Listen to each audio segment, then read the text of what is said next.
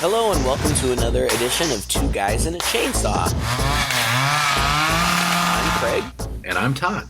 And we're continuing our month of summer movies. And when we thought about doing this theme, I made up a list of movies that reminded me of summer. And the movie that we're doing today jumped out at me right away. Ha ha! And ha ha! I see what you did there. I didn't even mean to do that. I'm on a roll already. And, you know, people ask us from time to time why we don't do more classic horror movies. And it's not that we don't love those movies. We do. It's just we kind of feel like, what are we going to say that somebody else hasn't already said? And so, you know, probably if you ask people to think about summertime horror movies, one of the quintessential movies that they would probably list would be Jaws. And I love Jaws. Jaws is a great movie, of course, a huge blockbuster, you know, really gave Steven Spielberg his start. But I decided instead that we should talk about the much maligned, and I will say unfairly so, Jaws 3D, or Jaws or Jaws 3 if you're just watching it on television from 1983. This, of course, is the second sequel to Spielberg's original film, and I have really super fond memories of this movie. I almost did it again. Did you hear that? I have a tendency to say movies of this memory, but I'm going to try not to say that. I used to watch this, again, for the same reason that I have fond memories of a lot of these movies from the 80s. We had this movie on VHS, and I watched it over and over and over and over again. In fact, I'm almost certain that I saw Jaws 3D well before I ever saw the original Jaws. And it gets a terrible rap, you know, even though it did really well in theaters. It made a bunch of money. In fact, it held the record for the highest grossing 3D film for a really long time, all the way up until like Spy Kids 3 or something. So it did really good, but it got terrible reviews and nearly killed the franchise. There was, of course, another sequel, Jaws: The Revenge, which got even worse reviews. I got to admit, I'm kind of a fan of that movie too, although I don't enjoy it as much as this one. I have fond memories of it, but I'm coming from that perspective of having grown up with it.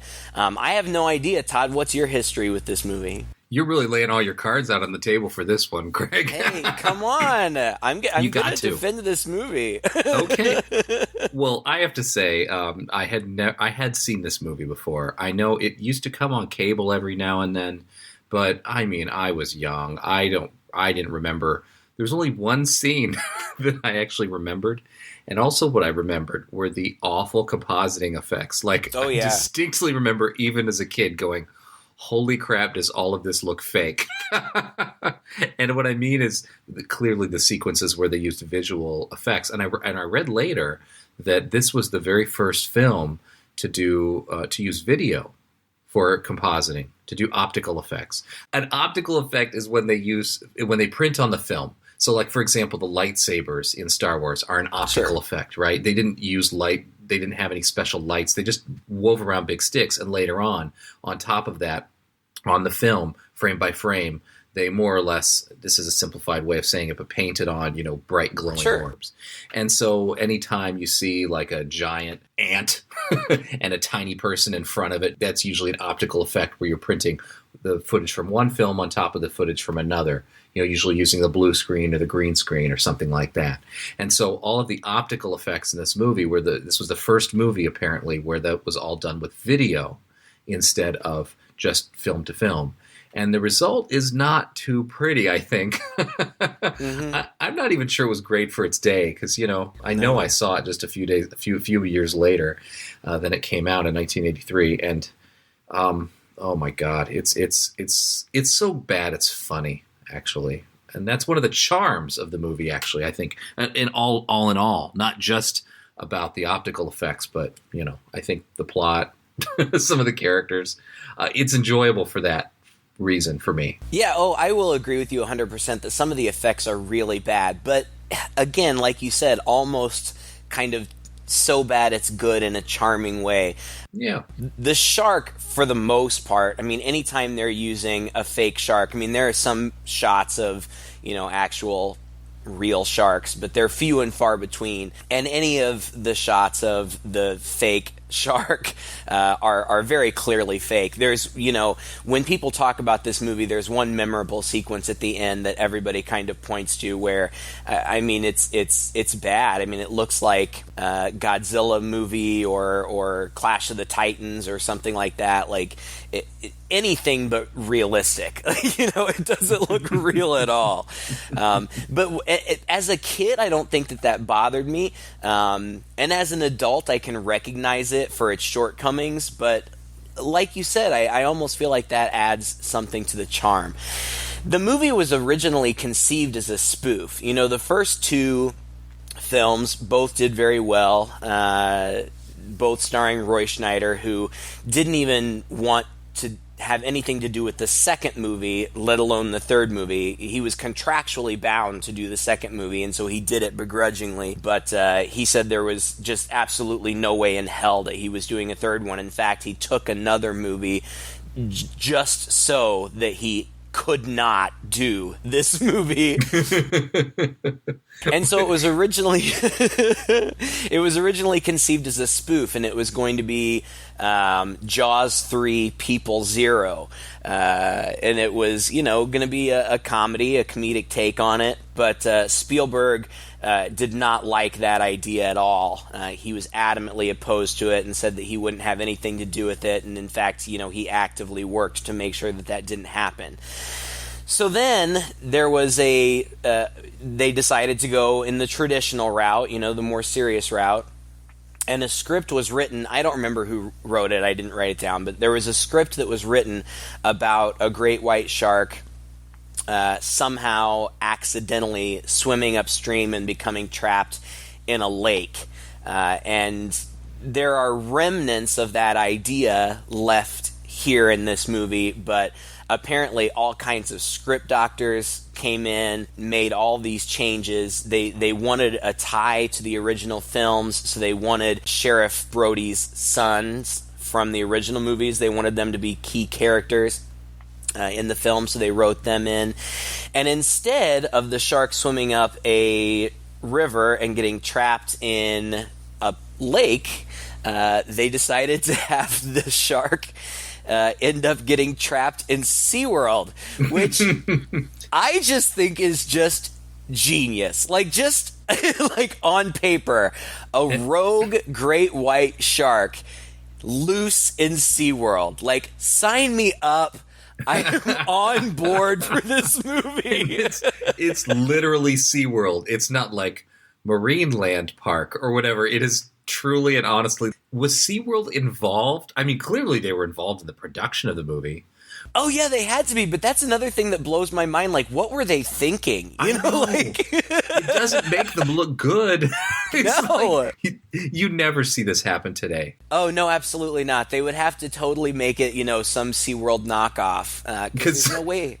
Because the guy that Lou Gossett Jr. plays the head of the park. I know I'm getting ahead of it, but I just got to get it. Lou Gossett Jr. plays the head of the park, and he is like the typical asshole, only cares about money, doesn't care about the safety of anybody or anything, or even the well-being of the animals. Basically, in SeaWorld. He is the owner of the park. And so you just can't imagine that they looked at this and said, oh, yeah, this is really good. This is going to do wonders for our attendance, Yeah, no, I mean, I guess maybe because the first two movies were such big hits, they thought that they would get some publicity out of it or whatever, but you're right, they come off looking bad.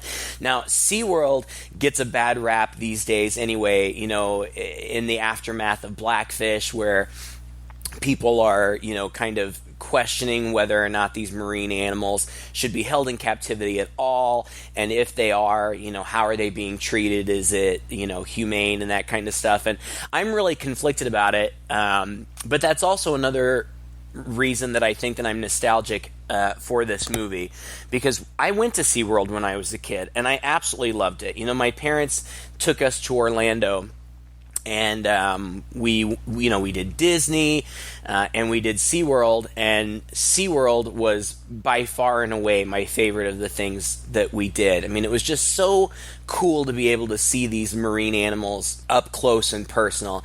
And of course, you know, you got the whale shows and the dolphin shows and all of that. But the SeaWorld that's portrayed in this movie is the SeaWorld that I went to when I was a kid. SeaWorld is very different now. I haven't been there. I haven't been there as an adult. So, you know, all I know is, you know, from their promotional videos, from things that I see on TV or online or whatever. But this SeaWorld, you know, has a great big lagoon where they do water ski shows, and they've got, you know, like these little variety show things going on while the skiers are in the background. And of course, all the marine attractions and the animals and stuff as well. But I don't have them, but my parents have pictures that could have been taken during the filming of this movie, you know, like the people in costume doing like little like hoedown shows, and like a lady in a cartoon pig outfit like dancing around. Like, I was there, and so to see it all again, and there's a lot of just sporadically throughout, and it's not jarring. It doesn't seem out of place. It seems very much in keeping with the rest of the movie, but you just get all these really cool shots of SeaWorld stuff. Yeah. The killer whales doing their stuff, and the dolphins doing their stuff, and again, you know, not necessarily SeaWorld's greatest moment, but there's just some beautiful videography of all that stuff that was going down, and I think that's another big part of why I liked it. It's 100% nostalgia for you, isn't it, Craig? It's got to be. Yeah. And honestly, for me, too. I mean, this movie is very dated, and in a charming way. It just transported me a little bit back to the 80s again.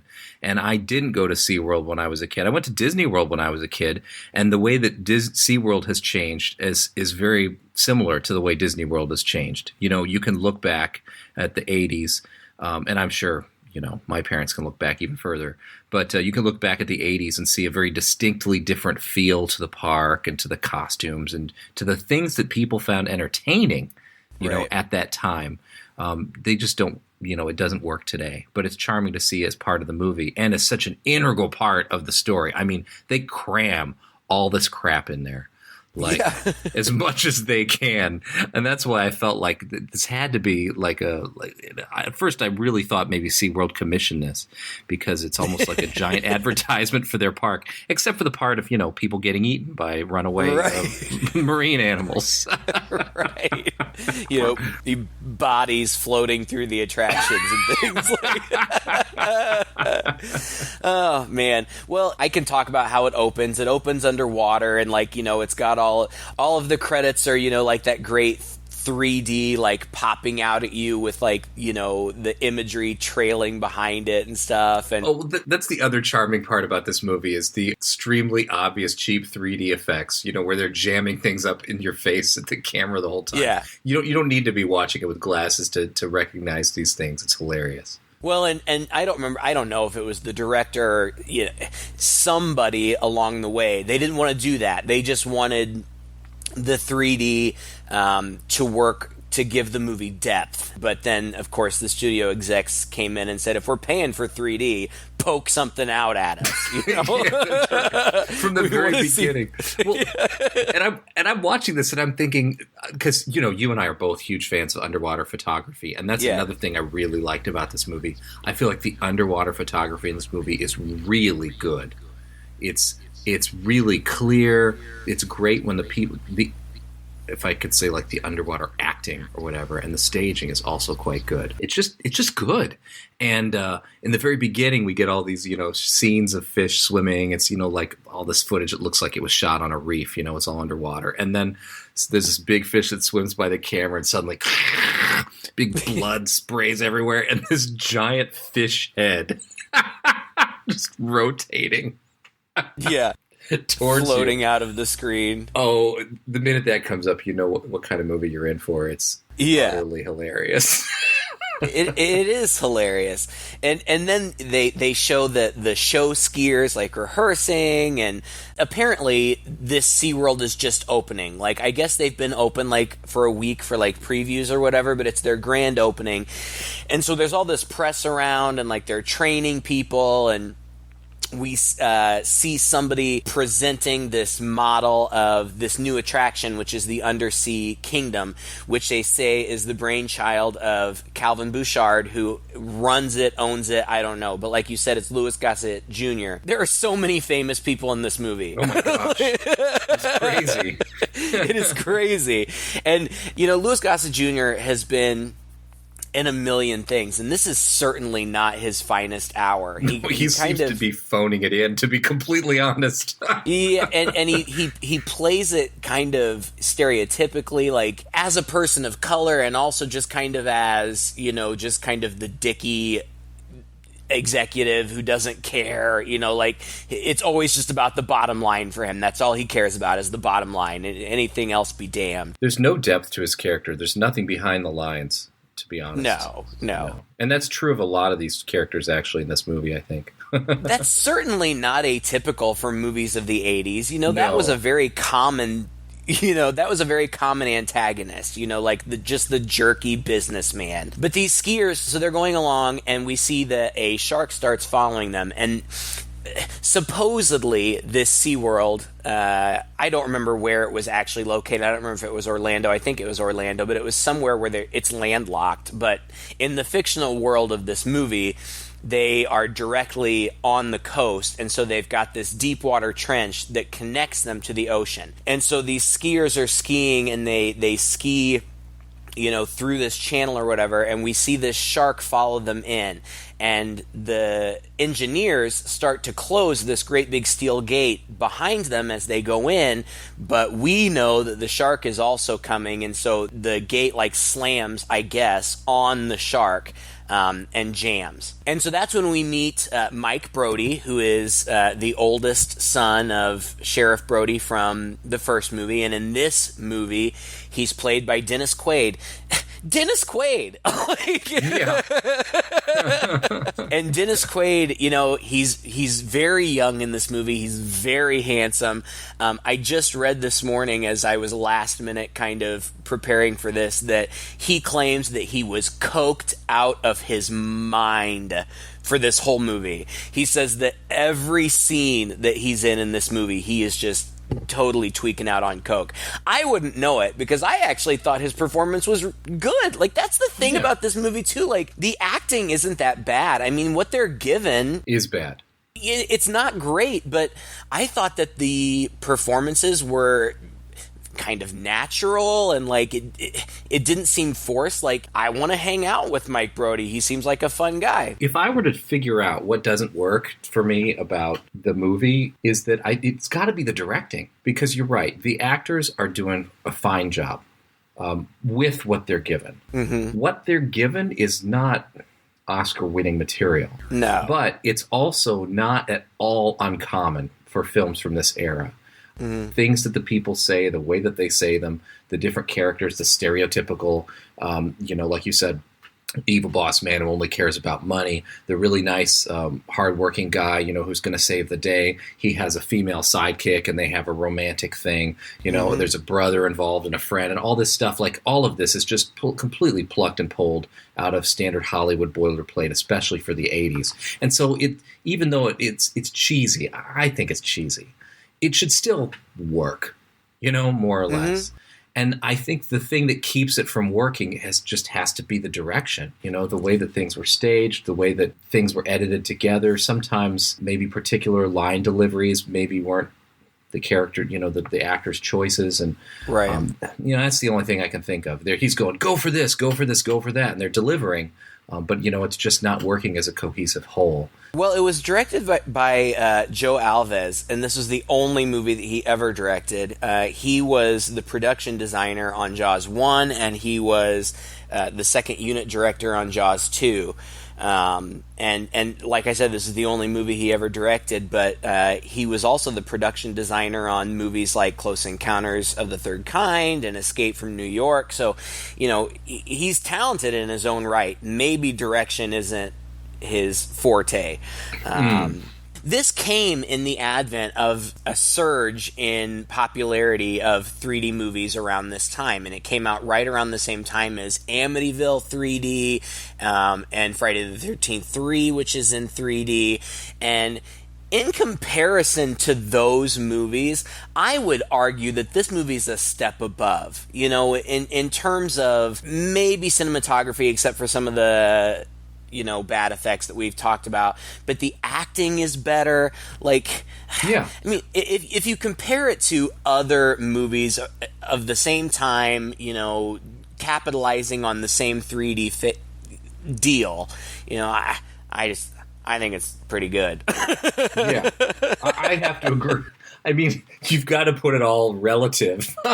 You've got to make it relative. But yeah, I mean, I won't argue with you there for sure. So anyway, Mike is apparently the head engineer at the park. He's designed and led the building of all of this. And he is in a relationship with Dr. Kay Morgan, who's played by Bess Armstrong. Again, very famous, still working. She plays the mom a lot these days, but she's young and pretty and tough and smart in this movie, and I really like her. And I have to mention at this point two of the very important characters of the movie, Cindy and Sandy the dolphins, who play a pivotal role. They do. A little too pivotal. Yeah. One of my favorite pieces of trivia that I read, and I don't even know how this makes me feel, but Sandy the dolphin, who played a female dolphin in this movie but is actually a male, is still alive at 50. What? Yes, is still working at SeaWorld, and one of those dolphins that you can pay $100 to swim with and ride and stuff. Crazy. And sits down to watch this movie at least once a week. Yeah. Sandy's probably getting a residual check. Revisiting the good old days. Yeah. But Kay is the head biologist at the park. And then we get introduced to this other character, Philip Fitzroyce, played by Simon McCorkindale, who's this big shot photographer who's going to come in and do all this photography for publicity and stuff. And then they introduce all the characters right away, which I really appreciate because I can get it out of the way. And then Mike's brother, Sean, who is played by John Putch, Putch, I don't know. He's the son of Jeannie, I think, Triplehorn. She was the mom on All in the Family. Oh. He shows up, and I think that he's just there for a visit or something. There's no question that ever, at any point, that he's his brother. I think they refer to him as brother, or that he's his brother in every scene. It's so funny. It's when he first sees him, oh, it's my brother. Hey, brother, how you doing? Hey, brother. And then later on, I may be your baby brother, but blah, blah, blah. I mean, boy, do they remind you of their relationship. And it's a little over the top, because when they're together they kind of act like they're 9, they're all the time kind of hitting each other and wrestling That's right. But it's cute, and none of them are terrible actors, and I honestly, this time when I was watching it, and it's been a while since I had seen it, I was just kind of impressed by how natural the acting seemed. It didn't seem forced. These people seemed like they were having a good time. They seemed like they had a familiar, or at least friendly, relationship. I kind of liked it. Anyway, he shows up. The first kill, I guess, is the guy who is tasked to fix the gate. That gate that got broken before. And it's pretty simple. He jumps in the water late at night for some reason. I don't know why he waited until it was dark. I don't either. And, he just jumps in there and he's fixing the gate or whatever, and then he gets eaten by a shark. And his giant severed arm rotates, floating straight toward the camera. We see something like pounding up against the gate. I think the suggestion is that the shark is trying to get back out into the ocean, but it can't. So we know that it's stuck in there. And then we just get, some kind of fun stuff. They all go to a bar. Apparently there's like a staff bar at SeaWorld or something. And Sean meets his love interest of the movie, who is Kelly, played by Leah Thompson. Again, like, this was her first movie ever, but she went on to do Howard the Duck and Back to the Future, and still working. And she's young and cute in this movie. And they flirt, and then, like, within 30 seconds, they're a couple. Yeah, basically. Again, total 80s movie. Right. The only thing they were missing was that moment where, like, they stop and see each other from across the room and some sax music comes on. That's the only thing they didn't, movie, to its credit, did not have in it. Yeah, no, they play a fun, flirty game in the bar, and then they're a couple. And after that, Mike and Kay go for a walk on the beach, and Kelly's left alone with Sean. She wants to go swimming, but he tells her that he hates the ocean. She's like, well, okay, fine, you hate the ocean, so we'll go to the lagoon. Then when we go back to Mike and Kay on the beach, he reminds her, he says, don't you remember I told you about that shark attack in Amity? So here's the connection. We've got this history with sharks or whatever. And presumably with the first movie, I guess, right? Well, that would have actually been the second movie, because it was the second movie. Again, a good movie, but remember, Sean in the second movie was a little tiny boy, and he went out with Mike's friends on these sailboats, and they all got attacked. And so, so he was a little tiny kid, so apparently he's traumatized, and so he hates the water now. Whatever. Right. None of it matters, really. No, it doesn't matter. It doesn't even really come into play later in the movie. That's one of the things I think about this movie now that I consider it. There's also no real major drama between the characters, like, that gets in the way or complicates the plot at all. Right. They raise these little things, and I'm going to have to go away, and blah blah blah. But it doesn't really factor in once the shark starts killing people. Everybody just bands together and they do their thing. There's no Jurassic Park style sabotage or anything like that. Right. It's a pretty straightforward plot. Yeah. Well, the whole relationship thing comes up again a couple of times, and sometimes at the stupidest moments. Like, there will be urgent things going on, and she'll just be like, let's talk about our relationship. Like, really now? Let's maybe wait until we take care of this killer shark problem. Yeah. For sure. Can we rescue the people who are drowning in the water first? Oh, man. Kelly gets Sean into the water, and, they're making out or whatever. And they're, I hate to, these things aren't really significant, but they're so cute that I hate to skip over them. Like Mike and Kay pull this funny joke on them where, like, they pretend to be the police or whatever. And it's funny because the brother's like, he's standing there in his underwear in the water. And he's like, I'm okay. My brother works here. I'm Kelly Ambakowski from the ski team. And then they wrestle on the beach, and that's right. There's lots of sand tossing and stuff. There are also some rafters who are coming in. It's still the dead of night, and they're sneaking in. I thought, are they going to sabotage SeaWorld or something? No, they're going to steal some coral from the bottom. And correct me if I'm wrong, but that's just a thing, right? They just go in to steal some coral, and they get their comeuppance because the shark eats them both. Yep. Mm-hmm. And nobody ends up seeing their bodies later or anything like that. Nope. This is the other crazy thing about this movie. Okay, so the shark breaks into this, I guess, straight into this lagoon, right, at SeaWorld, mm-hmm. and is causing all of this mayhem. By this point, he's eaten the two rafters, he's eaten the one guy, and, their body parts and things floating around, but nobody sees anything.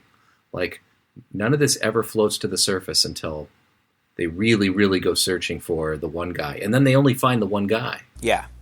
Mm-hmm. Yeah, I don't know. How big is this lagoon, and how well monitored is it not? Yeah. I don't know. It must be pretty big. Like you said, they do eventually. They don't even find the one guy. Like, they go looking for him, they don't find him, but he eventually pops up. But that's the next thing that happens. The guy who got killed, the guy who was fixing the gate, his girlfriend is all mad, and she's like going to kick him out because she thinks he's cheating or something. Mm-hmm. But Mike and Kay know that maybe he's in trouble, and I don't know how they know that he dove by himself, but Mike says something like he broke one of the cardinal rules of diving. You've always got to have somebody watching your back or something. So they know he may be in trouble, so they decide to go look for him. And they take this submersible into the lagoon to look for him. And again, it's terrible, like whatever you called it, the graphic design or whatever optical it is. effects, yeah. The optical effects. They look awful. They really do. If you're, 8-year-old me, like, it's pretty cool. Like, they get to go in their own little personal submarine, and like they're gonna go explore like this undersea kingdom where there's like a sunken pirate ship, and like they drive right by the control room, and the control room is underwater, and it has this huge, big glass aquarium, thing, and which looks like a bad movie screen or something. Like, it doesn't look real at all. It looks terrible. But they go down there and they look around, and I have it in my notes here, bad graphics / good music. So I want to take just a second here to say that I love the music in this movie. It is so good.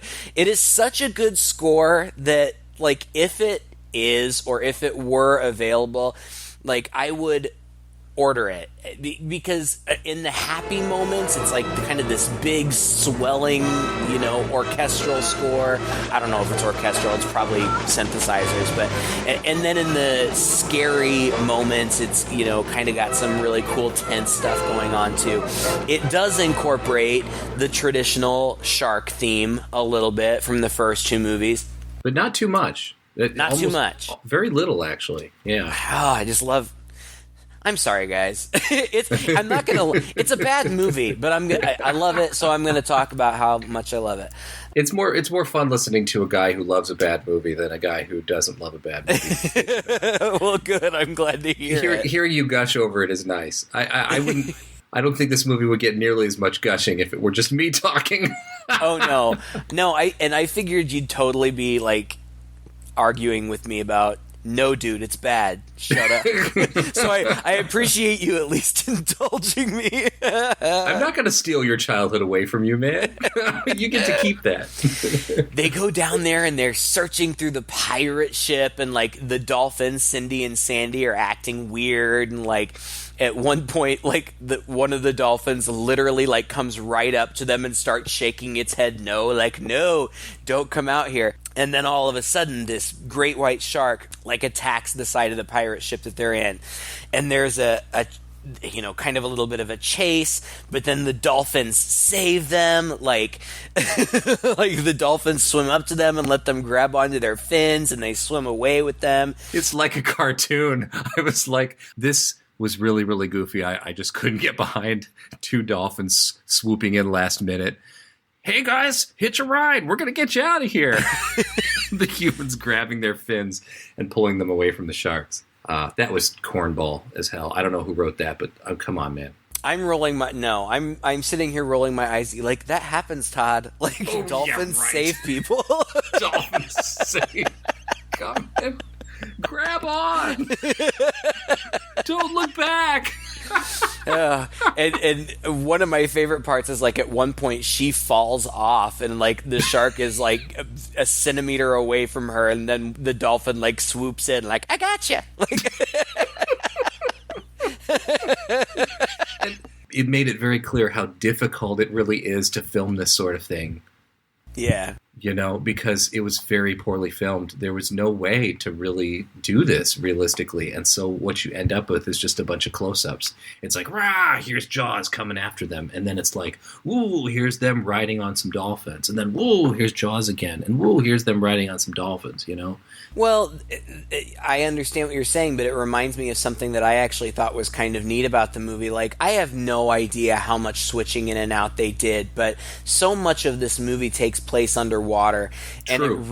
it really seems like a lot of the time the actual actors are acting underwater. Like, I would just kind of have expected that they would have had stunt people or, professional divers or whatever. But a good amount of the time, at least on my little computer screen, it looked to me like it was. I know some of the time it was, because you would see close-up reaction shots and stuff, but I didn't anticipate that. And Dennis Quaid, when I don't think people ask him about it much anymore, but in an interview once, they were like, so you did Jaws 3? And he was like, I did Jaws what now? Like these people don't really it's not their proudest moment, but there's some cool stuff going on, so Yeah. whatever. And they get out, and so now they know that there's this shark in here. So obviously it's a problem. And the photographer guy's like, let's kill it. He's like, I'll film it when we kill it, and it'll Play big on TV. But Kay's like, Well, I don't know if it's occurred to any of you all, but there isn't a great white alive in captivity anywhere. Now, we're unique here, Calvin. You know that. If any facility can maintain a white, it's us. If we could dart him, tranquilize him, we could get him in a holding tank. Oh, now hold it. No, this is crazy. This is nuts. she convinces him. She's like, you kill it, that happens once, you get some publicity for a minute, but if we capture it, then we can, put out all this advertising, we're the only people that have it. And so she convinces him, and so they go on this mission to tranquilize and capture the shark. And to me, this was one of the sillier, more melodramatic moments of the film. And maybe this is also looking at it from the lens of today as well. But just to see the one guy, his extreme solution to this is, we're just going to kill it. And then the woman's idea is, no, we're going to capture it and we're going to study it. And then to watch the owner of SeaWorld seriously pondering and considering and weighing the pros and cons of each approach, it's just a little silly. Oh, yeah. And again, just way over the top. I thought this scene was hilarious, hilariously bad. Yeah, it's funny. And the fact that kind of sets up the central premise for the film. And that's kind of the thing about the movie is the shark doesn't do a lot of killing. I guess whenever you've got something in the water that can't come out of the water, and it's not like people are freely swimming and doing things in the water, like this is SeaWorld, like this is their lagoon, this is like corporate controlled environment. And so most of the time, they're not even open to the public yet because they're preparing this undersea kingdom section. There's very little danger, it seems. Like, at least, they have lots of time to contemplate what they're going to do with this shark. They go on this hunt for the shark after they have this conversation, but it's not a hunt to kill it. It's a hunt to tranquilize it. And so they dive in the water, and they're just looking for it, right? Yeah, I didn't really understand why she needed to be down there. It was, yeah, I didn't quite get that whole thing, but somehow she was down there, and she runs across a shark almost instantly, and Dennis Quaid's character, Mike, ends up shooting a giant harpoon type thing with a tranquilizer at the shark from the surface after it surfaces, and they manage to tranquilize it and pull it in. And at this point I was like, well, okay, really? Because the next scenes of the movie are of them nursing the tranquilized shark back to health. Like, they've got it in this shallow lagoon where clearly it's not going to be much of a danger to anybody. They're on either side of it, pushing it around, and it's like it's just a lifeless thing, trying to nurse it to health. And then when it starts moving, like, they just leap out of the water like you'll leap out of the shallow end of a pool. And I'm just where are they going with this? Like, how the minute that you have, at least by this point in the movie, we think our main antagonist tranquilized, completely under their control, it just loses all sense of suspense. Yeah. The fact that they could just capture the shark. Now, later on, we learned that this isn't the shark. Yeah. Right? That's the thing. It's setting it up for the big twist, but it does. You're right, and I was just gonna kind of like, you did a good job. You like, they nurse it back to health. Blah blah. Like, that's all you need to know. But the thing, like, they're in there with it. Like, this is a great white shark that's been like stalking and like killing people, and like then they're just kind of like hanging out with it in the show, and like, and like what really bothered me is they're aerating it. I didn't know this, but I looked it up. Like, I knew that sharks had to keep moving because they constantly have to keep water going over their gills so that they can get oxygen in that way. But apparently they can also breathe through their mouths. And so they have this great big hose, and they're putting it in the shark's mouth, and they're like sticking their arms like elbow deep in the shark's mouth. Like, yeah. What if it wakes up? Yeah. It's just like, I mean, this might be true and this might be accurate, you know, and might be real life. But if you're making a scary movie about killer sharks, I don't care if it's not the shark. You know, maybe clearly there's a bigger shark. But the fact that you've shown how easy it is to manage a shark that's smaller, you're sharing the pool with it, you're shoving your arm into its mouth and stuff like that, it kind of neuters the whole concept. I know what you mean. I guess I feel like I'm getting defensive. Like, shut up, it's fine. Because they're setting it up for this big twist. Because okay, so yeah, they get the shark alive, and that's great or whatever. But the doctor Kay, says, we can't stress it out. It's a baby. It's been through enough trauma. We've got to just take it slow. But then as soon as Bouchard, the main guy, the head guy, finds out that it's awake, he orders that it be put on display. And they put it on display in one of those tanks where, like, you can go and pet things. Yeah, like the stingrays and stuff. Like, you can't put a great white shark in there. Like, his arm is going to get bit off. It's like 3 feet of water. I'm kind of surprised like they could even fit in there. And so she hears over the loudspeaker that it's on display, and she runs over there, and like she's watching it swim around for like 5 seconds before it goes belly up. And so she jumps in. And her assistant, she's got these 2 assistants who are always around, and she jumps in, and they try to keep moving it along or whatever, but then it flips over and it's dead. And so yeah, I mean, it seems kind of like, well, okay, Jaws is dead, so like, what's going to happen for the next half hour? And my point is, like, this goes on for so long with no other indication that there is another shark out there or that there's any other threat out there. We don't even get like some other kill, and it's like, wait a minute, what's that? Or there's nothing. It just starts to look like a domestic dispute over how we're going to handle this animal, that we've captured, and how we're going to display it and stuff. And I think it just pulls a lot of the energy out of the movie at this point. Yeah, I mean, I don't know how long this takes. It does go on for a little while. One of the things that I kind of like about the movie is I really kind of felt like it kept moving. Now, that may be because I'm so familiar with it that, like, I know what's coming next. I don't know. But it's got to be it's got to be propelling you. I feel like it's got to be pushing, and at this point, it's pulling.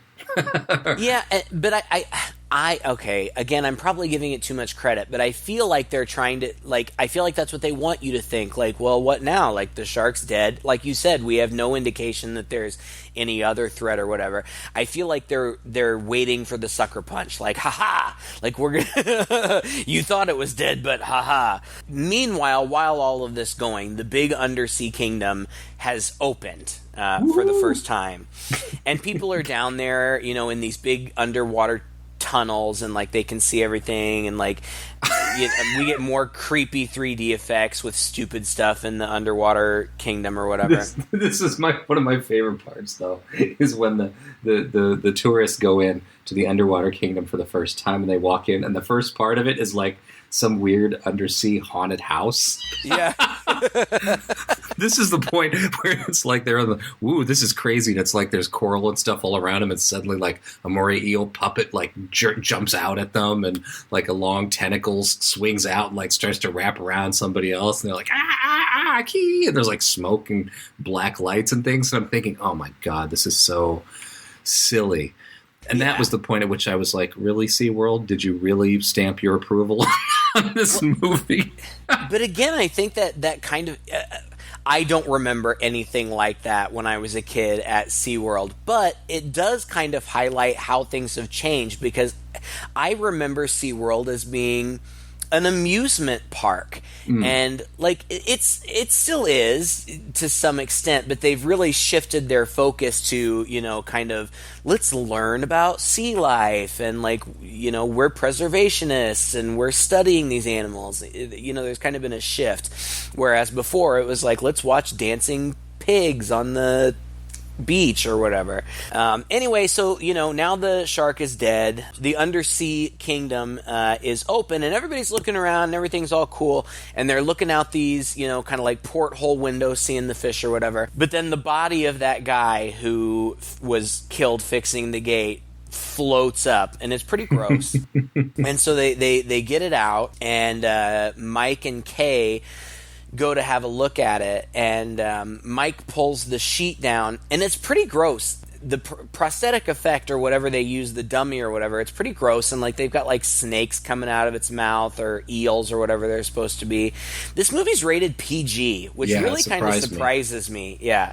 It's pretty dark for PG. I don't remember when the PG-13 rating came into existence, so maybe it didn't exist yet. I don't know, but for PG, it's pretty dark. Parents out there who are thinking about showing this to your kids, it's pretty rough. But anyway, they find this body, and when Kay looks at it, she freaks out because she realizes that there's no way that the shark that they captured could have done this much damage.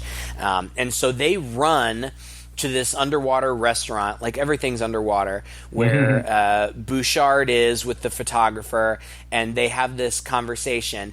Meanwhile, there's this other stuff going on with how, like, one of the filtration tunnels is clogged, and the filtration tunnels have been brought up several times. Like, right.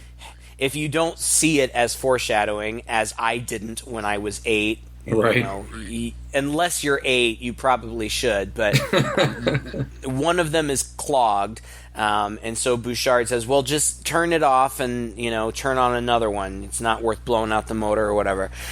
So Kay tells them, and this is my absolute favorite part of the movie. Still has all its teeth. Yeah. That means it was a baby. Our shark couldn't have killed Overman. Its mother did. You talking about some damn shark's mother?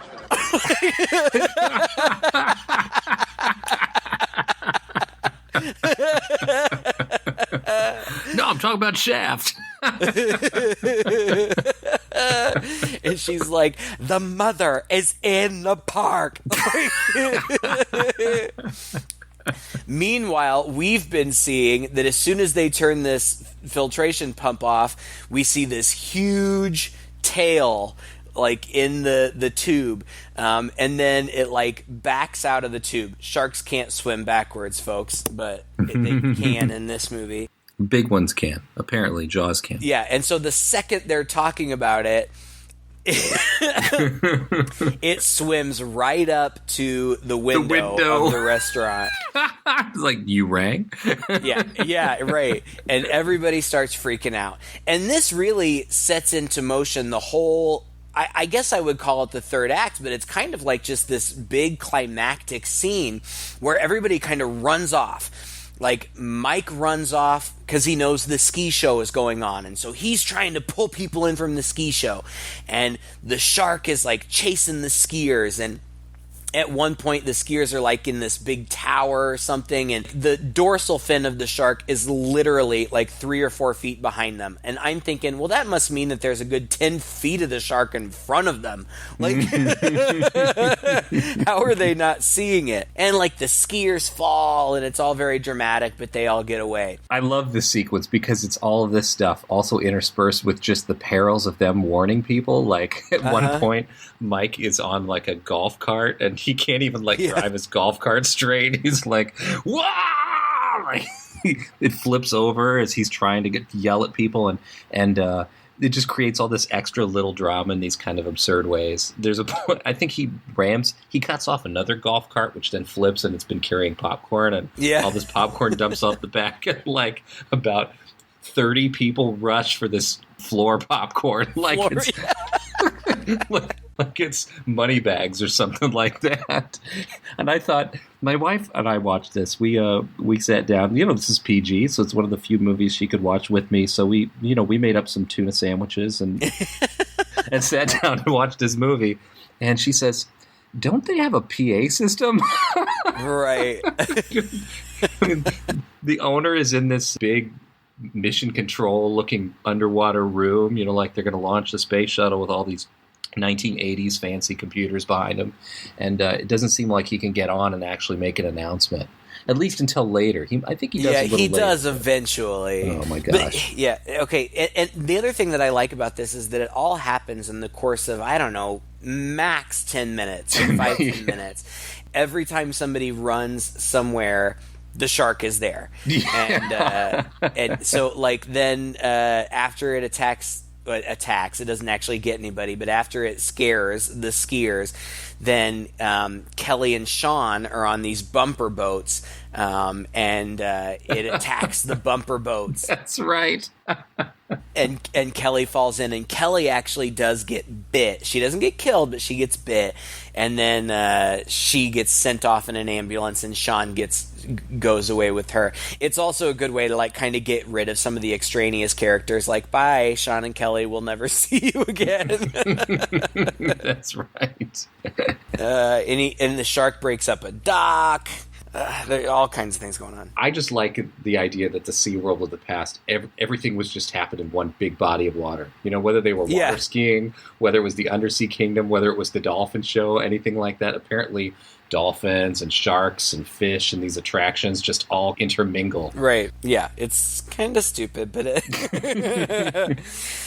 okay, and so then the shark attacks the underwater kingdom, and like everybody in there is freaking out, and like it breaks one of the tunnels, so like the tunnels start filling up with water, and the people are freaking out, and the airtight doors shut, so some of these people are like trapped down there. Now that all of that commotion has settled down, their big prerogative is they have to get these people out. And so Mike's working on that. Kay takes a moment to talk to him about their relationship, which is totally stupid. And then Philip, the photographer, has this idea. He's like, well, it hid in the tunnel, it hid in those filtration pipes before. Let's get it in there again. And they come up with some elaborate plot where he's going to be like this live bait or whatever. And that doesn't, like they get it in there, but that doesn't go well because then something bad happens. And anyway, he gets eaten. The owner of the park decides he's going to go ahead and shut off the pump. Yeah. And we couldn't even figure out why. Why did he say that? Why did he instruct them to turn off the pump? I don't remember. I don't remember if it was because it was clogged again or what. And it really doesn't make any sense anyway. Like, I don't even understand what difference it makes. Like, oh, I remember why. Because they're like, let's suffocate it. Like if the water's not rushing through the park and through the pump and it's trapped in there, it won't be able to breathe. Mm. Well, the shark is having none of that, and it breaks out of there again backwards. And meanwhile, Mike is like welding the tunnel for the underwater kingdom, and apparently he gets that done just in the nick of time. And then he and Kay are both down there, and then the shark, comes and it almost gets them, but it doesn't. And then everybody's in the control room. And that's when we get to this scene that is so often pointed to as being so bad. They're all just standing there. They're all standing there, and through this big glass window, they see the shark approaching them. Now, mind you, the shark isn't moving. Like, it just looks like a cutout of a shark, like that some kid has on like a popsicle stick that they're just like moving forward. It looks terrible. It's not moving at all. It just gets bigger, like you would zoom in on a picture. It looks awful. And then as it approaches the window, like it breaks into slow-mo, and then it busts through the window, and the glass explodes out at the audience because it's 3D or whatever. And then the shark is just like, it's got its head in there. This shark it's supposed to be like 35 feet long or something like that. there's no sense of scale at No, all. it's different everywhere, yeah. Every time, and it's hanging out the back, and like, again, like, it looks like a movie out of the 60s. I mean, it just, the effects are terrible. But so they're in there, and like, one of the guys in the control room gets eaten, a couple of them like Bouchard, and gets one of the other ladies out, and so then it was just Mike and Kay in there. They don't know what to do, but Mike sees that Philip, the camera guy, is still lodged in the shark's mouth, and he's holding a grenade. Yes. And so Mike gets like some sort of like hook contraption and manages somehow reaching into this 35-foot shark's mouth to hook this tiny little ring. And he pulls it out of the grenade, and he and Kay take cover like behind a desk or something, which also doesn't make any sense. The shark explodes, and again we get these 3D effects with everything shooting out at the screen, and it ends up with just the jaws of the shark. And you know, it's all very exciting, and then the shark has exploded or whatever. And then my second favorite part of the movie is at the very end, where Mike and Kay come up in the lagoon, and it's morning now, and it's beautiful, and like the sun has just risen, and she's all concerned about the dolphins, and she's like, where are the dolphins? And like, so she's calling them and like slapping the water, and one of them comes, and they can't find the other one, and he's like, Mike's like, I don't think she made it. And then all of a sudden this dolphin leaps into the air, and they celebrate because they're so excited that the dolphins made it, and the music swells, and it's so exciting. And then the dolphins just do their little dolphin show all around them. That's right. And then it freezes with the dolphins like framing them in the frame. It freezes on another horrible optical effect. Yeah, it's terrible. But it's so exciting.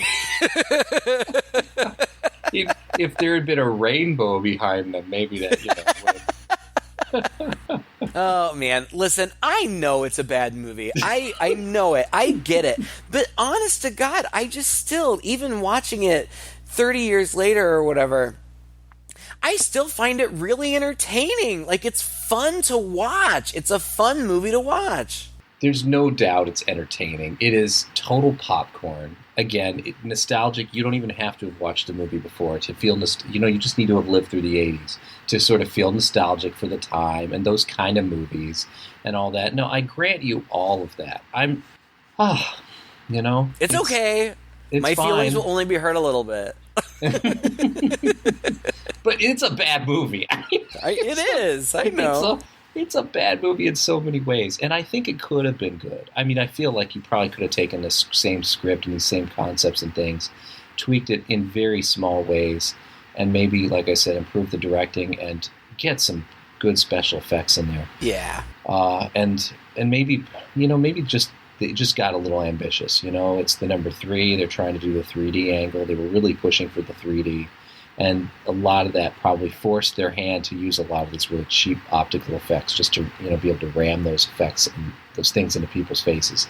And if it had just been held back just a little bit from that, and basically if they just redone the whole thing. But honestly, my wife loved it. She thought it was great, and good. Like I said, it was fun to watch. I would even watch it again. It was one of those, again, I think, so goofy that it's fun to watch. Yeah, and I know, I can't speak for all the actors, but I know that Dennis Quaid isn't particularly proud of it. Well, he was going through, a drug-addled time in his life, so that may have had something to do with it. But I just think that the acting is super competent. Like, I liked these characters. I liked them. And except for Louis Gossett Jr., who I wasn't supposed to like, and, he did a reasonable job of playing the stereotypical bad guy. I don't know. I just think it's charming. Folks, if you want to leave comments about how much you think this movie is terrible, again, my feelings will only be hurt a little bit. I understand. I totally get where people are coming from when they criticize this movie. This film sits in a special place in your heart that nobody can touch, Craig. Well, I don't think any of us sweet. need to worry about that. Oh, man. All right, fine. I guess it's time for me to stop gushing. All right, well, thank you for listening to another edition of Two Guys and a Chainsaw. If you liked this episode, you can find all kinds of back episodes online. We are on Facebook. You can check out our website at twoguys.red40.net. We're also on iTunes and Google Play and Stitcher and all kinds of other places, I think, where you can find your favorite podcast. We are going to continue our month of summer movies next week. We've got a couple coming up that I'm really looking forward to. We subjected you to one bad shark movie. I have also requested that Todd and I do a good shark movie, and I'm really looking forward to that one. So stay tuned for the next couple weeks and beyond. And until next week, I'm Craig. And I'm Todd. With Two Guys and a Chainsaw.